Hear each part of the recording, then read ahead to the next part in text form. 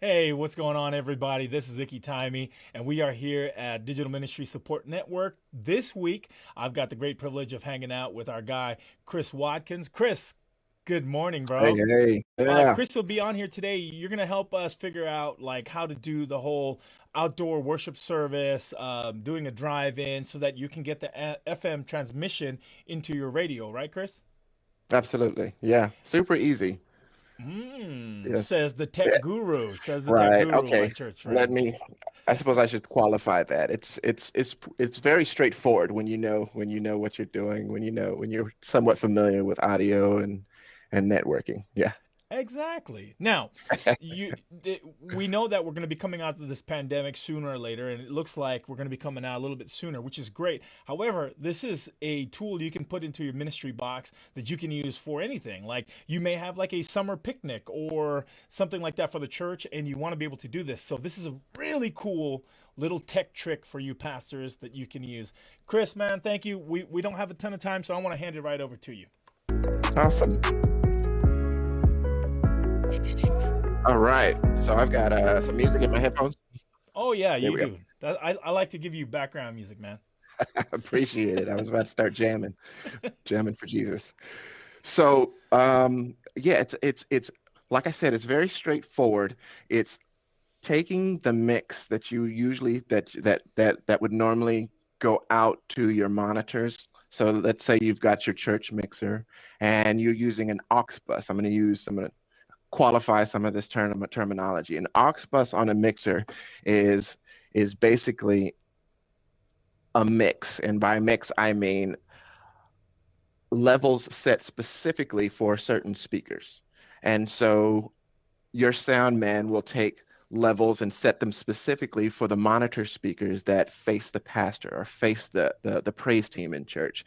A separate mix would be the house main speakers that face the congregation, and the levels for each input, the mics, the keyboards, the guitars, whatever you have coming in, they're going to be different. They're going to be custom made for each one of those mixes.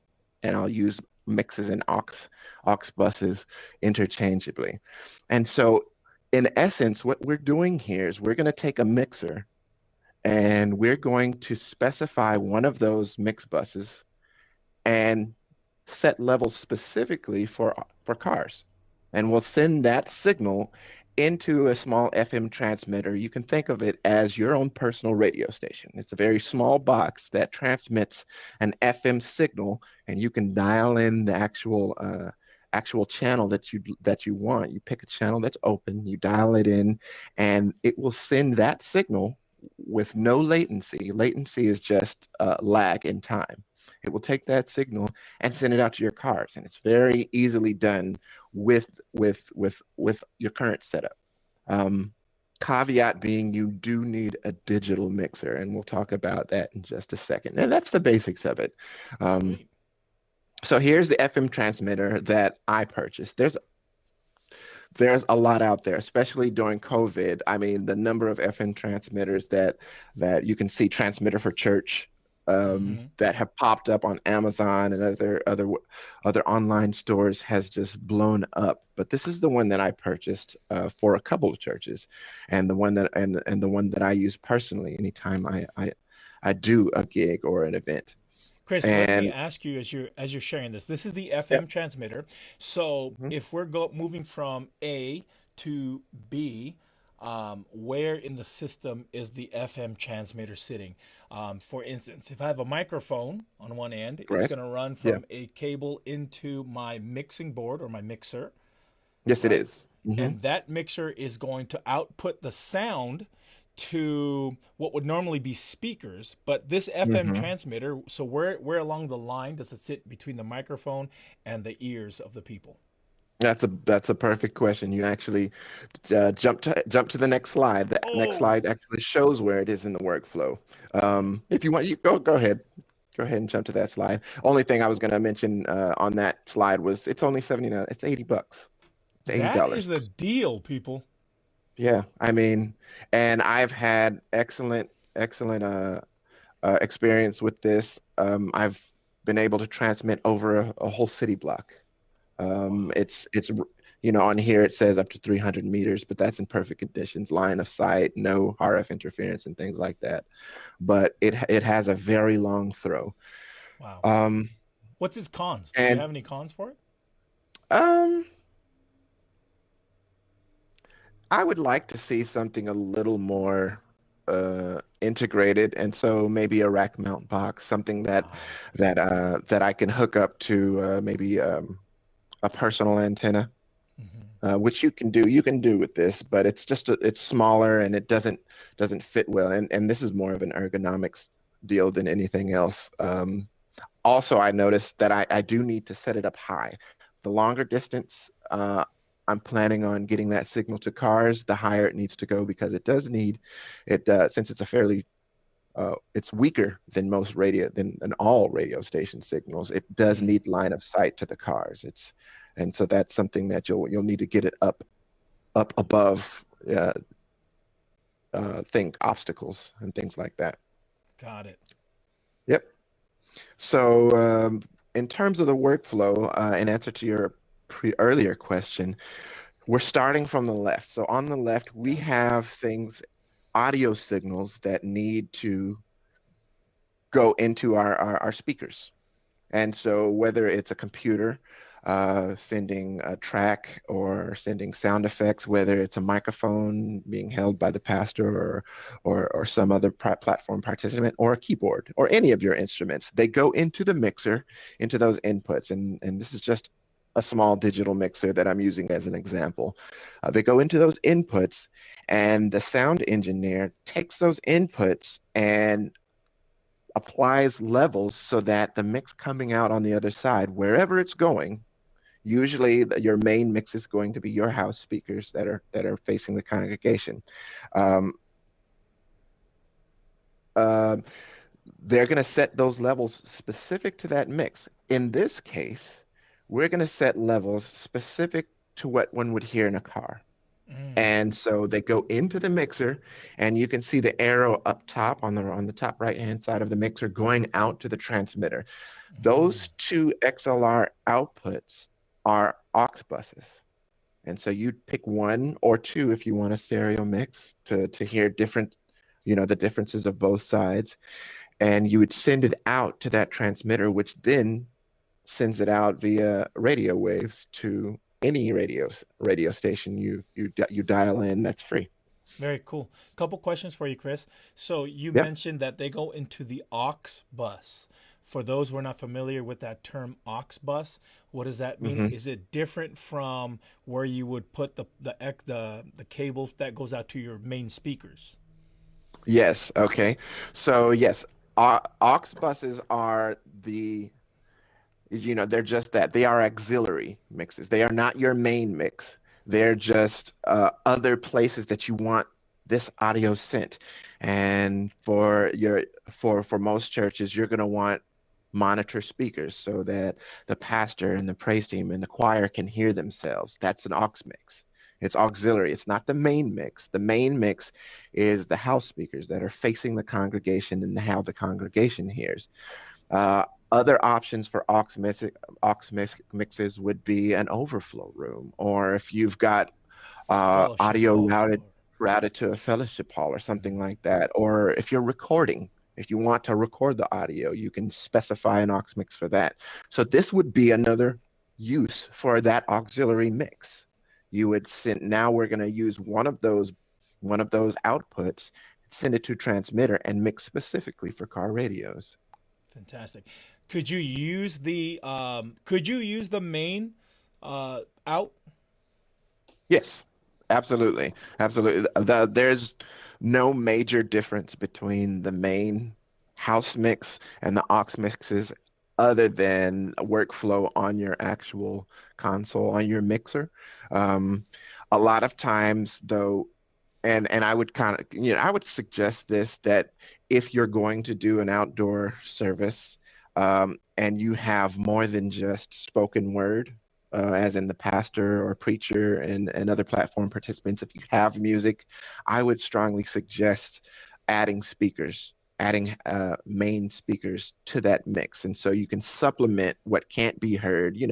People will inevitably get out of their car to use the restroom, or you have Hmm. volunteers that aren't sitting in a car. And so it would be it's always nice to have speakers out for those that aren't in cars or can't be in cars. And then for those that are in cars, maintaining that social distance, you can have the aux mix for them, that auxiliary bus. It is interestingly eerie when you get out of your car and you don't hear a thing. It's like dead silent, Go on. because you hear Yeah. them stereo in your car, and then you step out and it's like, what? What? It's dead silent out here. Right. And you see Okay, them from afar and then, right. just no noise. Yeah, absolutely. Another question for you. The mixer here, you have a mixer board. For pastors who are watching along who don't have a lot of experience, do they need to buy a new one, or can they use the one that they already own if it's mobile, if it's movable? So the answer is yes, um, with caveats though. Um, if once again, if you're just doing, if you have a very simple mix, and by a simple mix, we're talking just one, maybe two inputs, being microphones for your speakers, then you can probably get away with that. The reason I say get away with any board, any mobile board, and this kind of gets into the difference between digital and analog boards. An analog board does not allow it, it doesn't have the flexibility of setting those mixes using a mobile device, a computer, an iPad, or even a phone. Mm, That's the advantage of a digital mixer. With a digital mixer, as long as it's networked, a part of your network, you can make those changes, make the volume, the mute changes to your mix, sitting in a car actually listening to your mix. It's very important that you hear what's coming out. And so, yes, if you have a small analog board and you would like to make use of that and you don't want to purchase anything extra, you can. But it's something that you're going to need to understand that you'll need to set it and forget it, because it's not realistic to have somebody running back and forth from the mixer to the car, to the mixer to the car, trying to make those instant adjustments. If you have a more complex mix, if you have singers and instruments and things like that, I'd highly not recommend it. got it. Excellent. All Yeah. right, man. Thanks. Moving on. Hmm. And so basically, I think the next slide just kind of highlights the fact that a digital mixer, offers more flexibility in terms of mobility. And so my workflow, when I do a drive-in service, I will either be at the console mixing the house speakers, and by house I mean the main speakers facing the congregation or the cars in this case, or I will have an iPad or some type of tablet sitting in a car and mixing the audio specific to the car radio, to what is coming out to the car radios. And so that's going to be important if you plan on doing anything complex with any type of music or things like that. Otherwise, you'll turn on the music and it'll be blasting and the voice is barely audible and things like that. And that's just not a good look. We want to do everything well and in order and excellence. We want to give our best to the master. So I would Yeah, I would only recommend an analog mixer for a very simple mix. excellent. And last thing is the cable. So specific to this one, if you're going to go into a board and if you're going to use your aux buses, your auxiliary mixes, you need a special cable because most boards will not take, as you can see here on the transmitter itself, it takes a headphone jack basically. It's going to take a headphone jack and output in and bring that audio in via a headphone jack. And so I need something that's going to go from my mixer, which is usually XLR, to that headphone jack. And so I want to stress, if this is something you want to try, you need to go ahead and purchase a cable that's going to bring that music out of your mixer and into your transmitter. And it's usually going to be, depending on the board you have, it's usually going to be a cable something like this, where it takes a dual XLR female, which is those two, the red and black, and takes it and sends it to that 3.5 millimeter headphone jack, basically. Um, when you do this, you're going to want to go into the audio input, not the mic input. The mic line level, it's boosted specific for a microphone because a microphone doesn't have the same amplification that a mixer does. And so if you're coming out of your mixer, you're going to go straight into the audio port and you'll set your volume accordingly. If which you can, if you'd like to come straight out of a microphone and go and skip the mixer, you have that capability with this FM transmitter. You can go straight into that mic input and set your volume accordingly. But that would be just that one mic. Just the one mic. You don't have any options there. Okay. So, a little bit of review here. You have the FM transmitter, and on your mixer board, from the auxiliary out, you would go from your auxiliary out into these female cables. Yes, those female cables would plug into your auxiliary out. One Okay. or two. You can do either one. Excellent. Excellent. So we're looking at this screen, and remember the auxiliary out are those two XLR holes at the top there. The bottom ones, Yeah. then I'm guessing, is your main that would go to your speakers, correct? Right, right. And it's a little small. If you look really closely, you can see up top it says aux outputs. And on the bottom it says main. It says, I believe it says, yeah, master outputs is what this one says. Master outputs, which is your mains, your house speakers. Got it. That cable then will go between your auxiliary out and that FM transmitter. So you're needing this cable, and those two female prongs will go into the outlet, and then that little guy that looks like a doohickey for your headphones, right? Look like a headphone jack, Hmm. would go into the actual transmitter. Correct. Correct. And then game over? That's it. Now it's What? now it's just a matter of setting the volume, setting the levels correctly, and gain structure, and that's a whole different discussion in and of itself. That's something Right. that a lot of people end up missing in their house mixes and their monitor mixes. But That one takes a little bit more of a savvy touch. Yeah, you need a a right. little You can know-how, you can get yeah, a yeah, general, you can do a general decent sound, but if you wanted to get really clean, you probably need a little bit of know-how in that area. right. You can do this, set it up, and you'll get audio, basically. Awesome. That's right. Right. So if you're a pastor out there and you're like, I want to do it, but I don't know what to do. This is what you do. You set it and you go. And your first or one or two events may not sound as good and as crisp, but you will get sound out to your cars.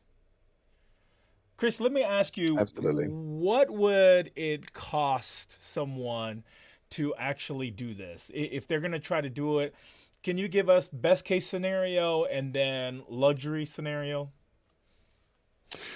So if you take the digital route, you want to, yeah, and you do it that way, all you need is a digital mixer. The digital mixer that I just showed is it's a 12 input mixer, but it'll take eight different XLR inputs. And it's only about 175, $250. I couldn't say off the top of my head. You need that. You need a connection to a router that will reach your parking lot and allow you to have access, have network access. You don't need internet access. You just need access to the same network Mhm. that your digital mixer is on. Um, and so you'll need a router, you'll need the digital mixer, you'll need some type of tablet or phone. And then after that, you're pretty much done. You could easily do that for if you have nothing.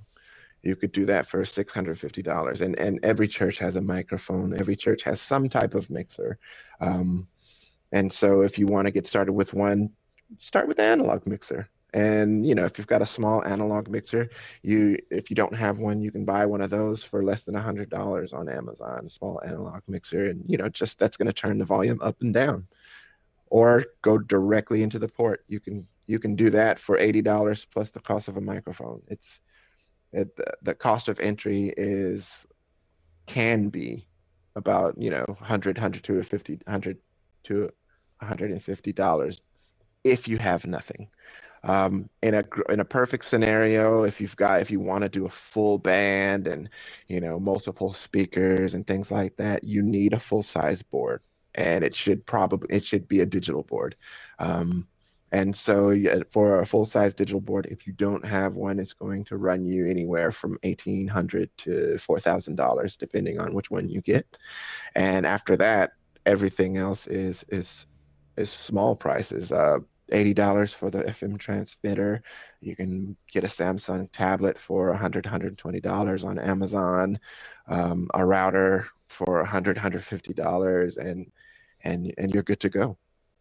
So I found that many of our churches have old analog boards sitting around somewhere, usually in the back, and most of them tend to work. So you might want to just check around your property and see. You might already have an analog board, and yeah, obviously it's not the highest tech, but it's tech that still works. So get it out, use it. It's better than not doing anything, right? Get these people together, get them come out, and trust me, it's gonna feel good for them to connect. If you're looking for something a little bit bigger, obviously you may have already, and the individuals who are looking for something more complex are most likely already dabbling in tech somewhere.